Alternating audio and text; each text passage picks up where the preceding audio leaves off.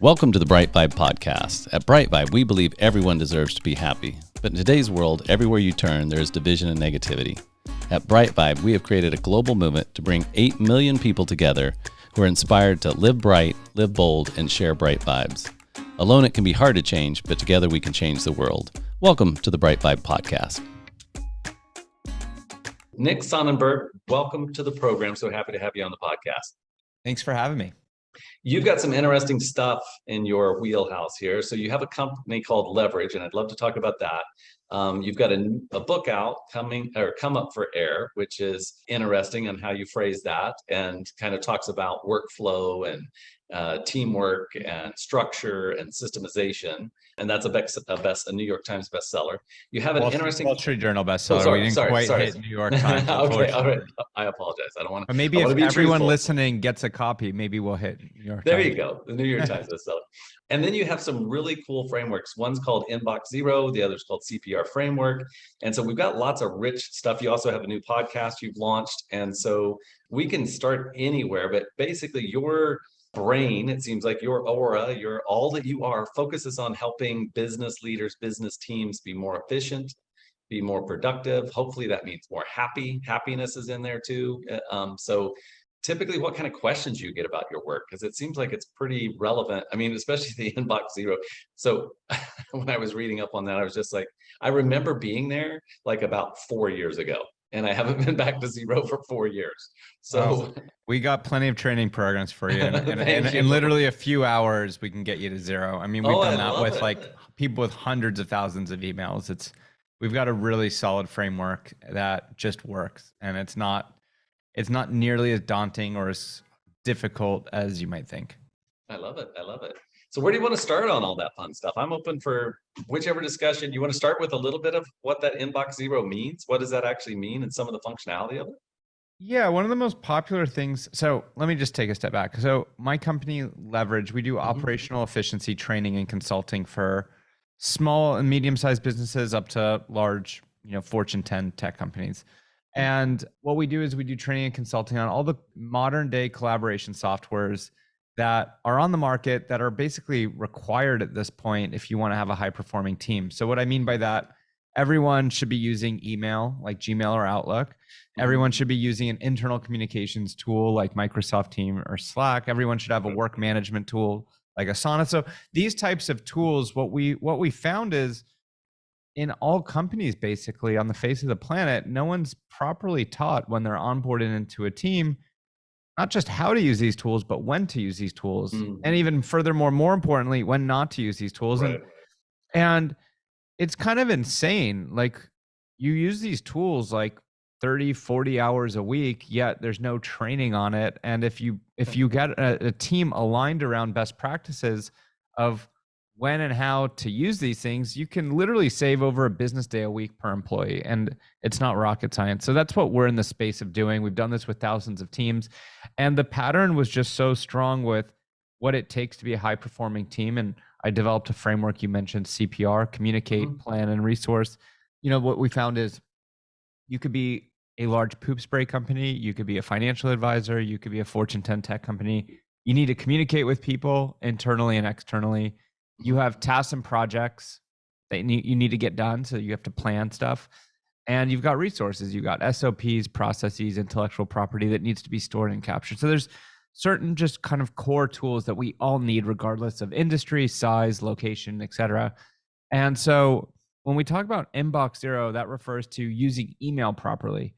And what we found is you might not have heard of tools like Asana or Notion or Coda, but you definitely, if you're listening, have heard of Gmail and Outlook. Like, everyone uses that. Right. Now, all the other tools I discuss in my book and what we do with our training and consulting, they're all critical. But email is in every company, and people have been using it wrong for decades.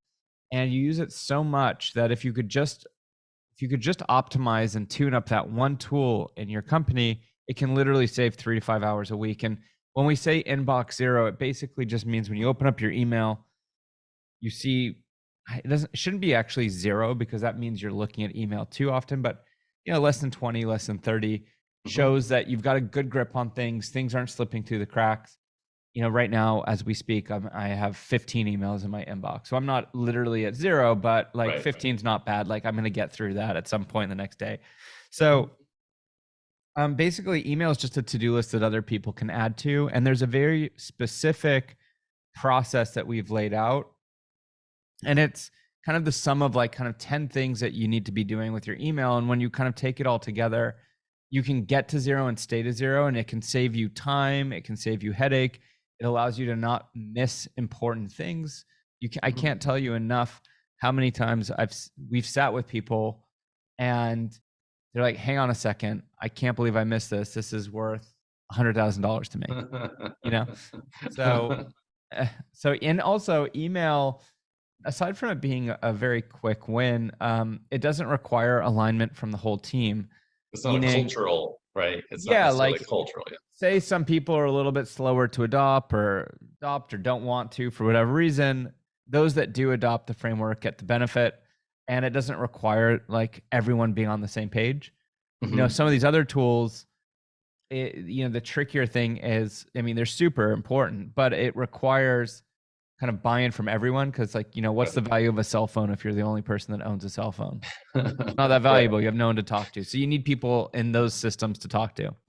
Right. And I have my own ideas around this inbox zero, but what's the number one misuse of email? Oof, there's a few. Well, one is a lack of, so we have a framework called RAD, reply, archive, defer. The D part, defer, no one really does that, and it's a huge miss. Deferring means snoozing. So in Gmail, it's in Outlook, there's ways that you can click a button and have an email disappear and magically reappear on whatever day in the future you want it to reappear. Interesting. It's super useful. Think about, it could be us trying to schedule this podcast, and you write me an email saying, hey, I want you on the podcast. If you don't hear from me in a week, maybe you want that to come back to the top of your inbox. And if I reply in 3 days, you want to see it on day 3. Right. So you could write me an email, snooze it for a week, and you're guaranteed to get notified the sooner of a week, or if I update the email. You could have driving directions to a client meeting in 2 months from now. What are you going to do with that email? Snooze it for 2 months. The morning of that meeting pops to the very top of your inbox. So there's a snooze button. So this is news to me. So, and I bet it's news for everyone listening. There's a snooze button in your email inbox. Is that right? And it's the most underutilized snooze thing button. that you can do. This one. Okay. Yeah. That would be so helpful. Snooze button for email. All right, perfect. I mean, and then there's a bunch of other things too. People have too many folders. People aren't utilizing search. People haven't set up the advanced settings. So we walk people through this, and we talk about it in the book too. And it's not that hard. Like, it's one of the very few things that, like, say it takes you 3 to 5 hours to figure this out. Then for the rest of your life, you're saving the 3 to 5 hours a week. Like, you literally get a positive return after week 1 on this investment. And that's literally, the training is 3 to 5 hours. Well, we give you access to a course that takes an hour. We've got weekly live trainings. Like, we give extra support just in case people need more time. But in general, within 3 hours, you got it. Wow. Because I've done so I did for a while, I was doing GTD, right? Getting things done. But it sounds like it's a little more complex. This sounds like it's a little more refined. Is that accurate? Well, I know David is a friend, and it's, a very good framework, GTD. It's more geared towards personal productivity. All of my content is around team productivity. Where individual productivity is necessary but not sufficient for a team to be productive. It requires collaboration, coordination, and sometimes you might even need to sacrifice your own productivity for the greater good of the team. So there's definitely a relationship, but kind of the lane that I'm trying to carve out is, operational efficiency, team productivity, not so much, the GTD side of things. Got it. And, and so I've been through some executive management training, actually quite a bit of it. And the thing that they really drove home when we were doing kind of having more awareness of how you affect others is never use email for emotion, right? Never use, if there's an emotional thing, email's like the worst way to express that emotion versus just doing it calling or doing it in person or even over Zoom now, right? But and I saw that, I was seeing that. I don't see it anymore because I've kind of trained my environment for that. But it was just like people were berating each other over email, or somebody was like, Yeah. on a soapbox and copying 10 people on this thing that was like Well, involving others. And it was like, I totally agree. I would actually more generalize what you're talking about to just in general asynchronous communication and have that include Slack, Microsoft Teams, and any of these platforms. And I actually talk about this in the book too, which is like everyone's pushing for like asynchronous communication. People only talk about the benefits, but there's pitfalls, and you're describing some of the pitfalls. If you have to give negative feedback or have a tough conversation, asynchronous can be just absolutely terrible and a culture killer. Right. Yeah. Yes, totally. And so now that we've talked about the book, Come Up for Air, so the premise of the book includes Inbox Zero and the CPR, but give us a little bit deeper dive into the book. I talk through that CPR framework. And what it starts with, like, what does communication even mean? Like, when should you use a communications tool versus a planning tool versus documenting knowledge? So I describe kind of the use case and the situations where you would want each, and then I break it down into kind of subsections. So within communication, there's different types of communication. You've got personal communication, you've got external communication, you've got internal communication. There's different tools for each of those sub buckets. And so then we go a bit deeper, when should you use email versus Slack versus text, right? And that all of that is, say, communication. When should you use any of those versus a planning tool like Asana, right? And so we really go deep, not just into like what tools are available. Like, it's really more the theory of like what problems can you solve with these. And the purpose of the book is really to be the employee manual that you never got. Oh, and interesting. and it's really to like give it to each employee, have them read it, so now everyone's on the same page with when and how to use all these different tools. Because right now what's happening in teams, and you listening right now, I'm sure this resonates. You survey 5 different people, 10 different people in your team, and you ask basic questions like, how would you ask Nick to write the report by Friday, right? Some people are going to say that they would email. Some would say they'd use Teams or Slack. Some would use a project management tool. Some might just pick up the phone and call me. It's going to be a different response across the board, and that's the big problem. You need to align your team. Like, as a team, there should be one solution to that, right?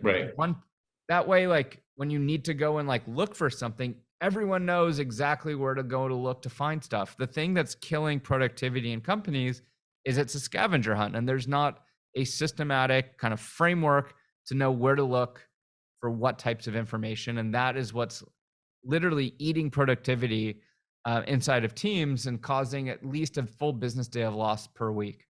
It's just a confusion of where to find stuff, how to find stuff, how to communicate, right? And even as you're mentioning all those platforms, I'm thinking, we're using Slack, we're using, email, we've got, a private Facebook group we use for some stuff, and I'm just like, yeah, how are we disseminating information, and then how are people able to communicate with us effectively, right?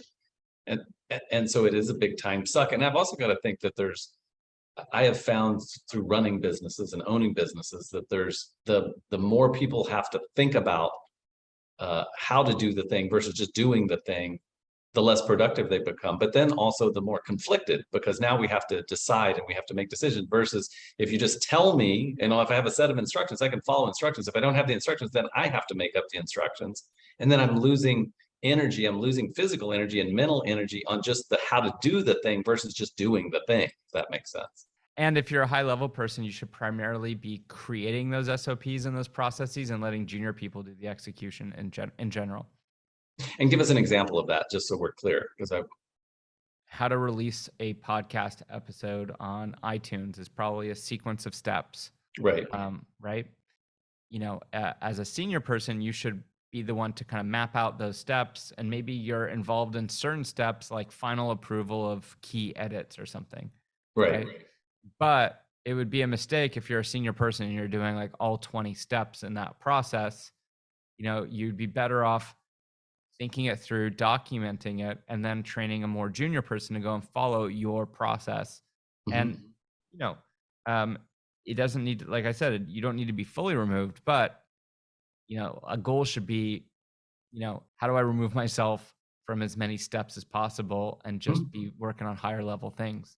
And Right. Because also a sign of maturity in a company is moving and shifting the ratio of projects to processes, where a process is something that you've invested time, energy, attention, focus, resources into perfecting. And then you have a sequence of steps that you've defined as best practice versus a project is more ad hoc. And it's kind of like it's your first time trying to do something. And so, when you're early stage and you haven't figured out the best way to release a podcast or the best way to onboard someone, you're kind of fumbling and you're creating a bunch of tasks and figuring it out. But like once you've done it 100 times and it's like, this is the right way of doing it, that's a process at that point. Right.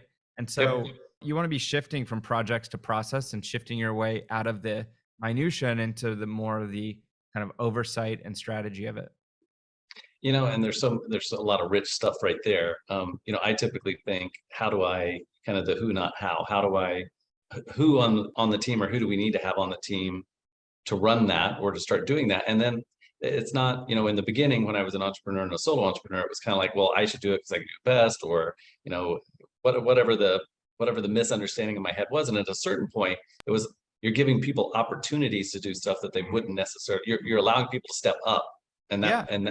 and that is a great thing for a growing organization, is opportunity for growth. And sometimes that growth isn't a new name badge or a new title. It's just more responsibility or new stuff to learn. Because if you're just doing the same thing, you have all your people doing the same thing every day, all day. For some personality types that works, but for most, they want some type of professional growth, right? So allowing them to step up is a positive thing for your company versus feeling like you're burdening people, I guess. So at least that's been my experience. Yeah, I think that there's also some small thinking, scarcity mindsets that I see Mhm. where sometimes people are worried about documenting everything they do to give it to someone else because then they're more, Obsolete. yeah. But if you can't be replaced, you can't be promoted. And like, if you're I a like that. high performer, you should be trying to get as much stuff delegated down as possible and freeing up your time. That Mhm. shows that you deserve it, Mhm. and figure out where you can add more value. Yeah, totally.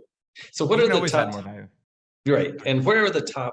So you work with a lot of different companies. You've got a very unique perspective. So most of us that are running companies, own companies, working, managing in companies, we have a very limited, I would think, a very limited view of how other people are doing it. Where you sit in a very unique position to see into all these companies how they're functioning, and you're obviously writing books, you're doing podcasts, you're doing stuff to help address things. But what's the number one thing, especially in the wheelhouse you're in, with leverage and the books and the different processes you've designed? What's the top two or three, maybe even things that you see are just things that across the board are typically not functioning very well in companies? Well, how they're using how they collaborate Right. and how they Right. use tools, how meetings are run is completely broken inside of companies. Mm. And that's costing billions and billions of dollars of lost productivity every year. And what's Mhm. ironic is a lot of the meetings that they have are about how to be more productive. So it's just funny, but meetings have too many people. They're too long. They don't have an agenda. They go off the rails.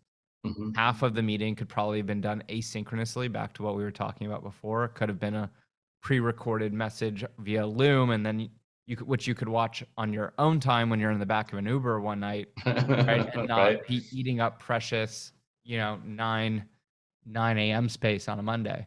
Right. Totally. Right. Information versus we need decision making, right? Yeah. So meetings should be decision making platforms versus information distribution. Is that what you're saying?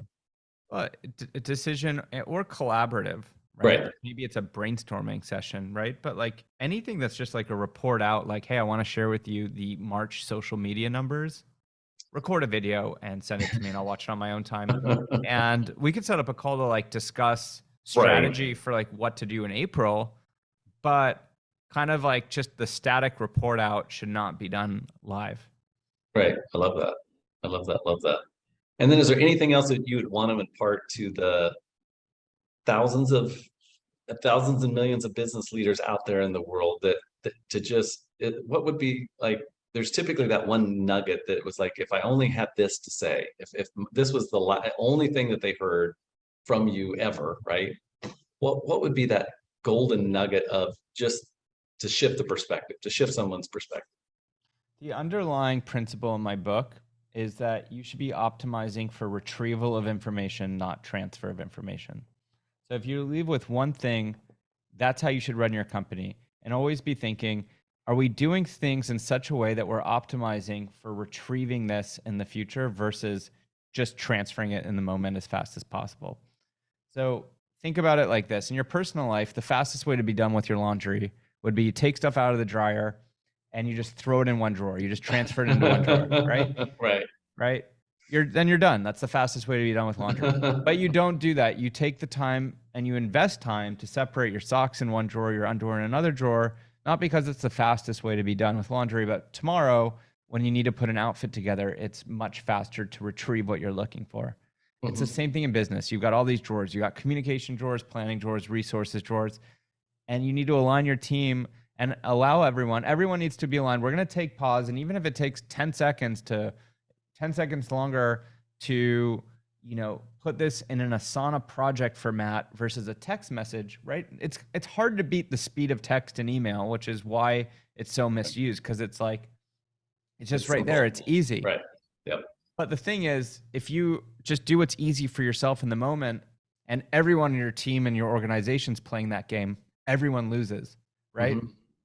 And what goes around comes around. So you made your life 5 seconds easier, but when everyone's doing that for themselves too, it's going to make your life much, much harder. So, but versus if everyone makes a mutual agreement, look, we're going to take pause and we're going to put things in the right drawer and we're going to be optimizing for retrieving this in the future, not transferring it now in the moment. That's the mindset to get the exponential productivity gains on a team level. And you really have to do that to scale anything, right? I mean, you can, once you get past you and a few people, if you don't do that, you're just always going to cap yourself energetically. You're going to cap yourself monetarily. You're just going to hit a cap because there's no way for a team to engage in the stuff that you're doing. I mean, I've seen it time and time again where companies just start to stall out around a certain, couple $1 million a year in sales or something, but they start to stall out because they or have internal problems because those things just start adding up. It's like you can't eat chips and sit on the couch every day and think that you're in good shape. At some point, it catches up. I think your next book should be How to Do Your Business Laundry. That just should be the title.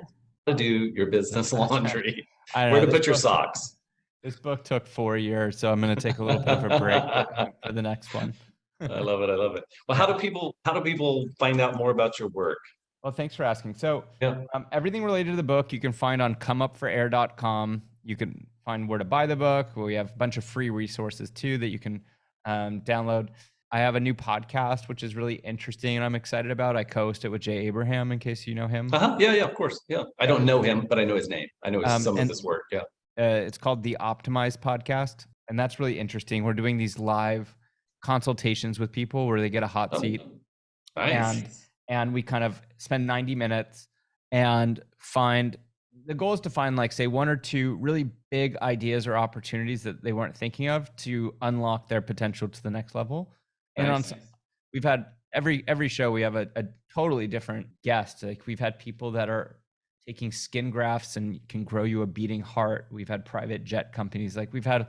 And it's interesting because it's all unique conversations and we just fire hose with questions and ideas. And it ends up being like a really interesting conversation.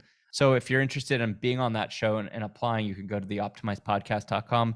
And then if you need help with any of the, training, going a bit deeper and getting some training with your team on any of the tools that you're using, getleverage.com is my training and consulting company. Love it. Well, some very important and powerful work.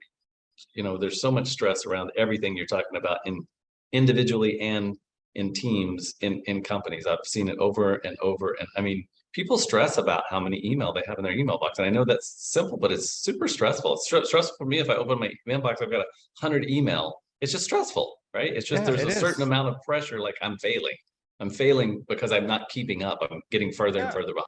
Right. Yeah, no one likes a big to-do list. It's Right. it's all just one big to-do list. Great. Well, Nick, thank you for your work. Thank you for the stuff you're putting out in the world. And thanks for coming on the show today. And if we can ever be of assistance, let us know. And feel free to come back on anytime and let us know how the podcast is going. Awesome. Thanks for having me. Thank you. Have a great day. Thank you for being a part of the BriteVibe podcast. For more information, go to britevibe.com. That's BRITE Vibe, VIBE.com. Thank you for listening.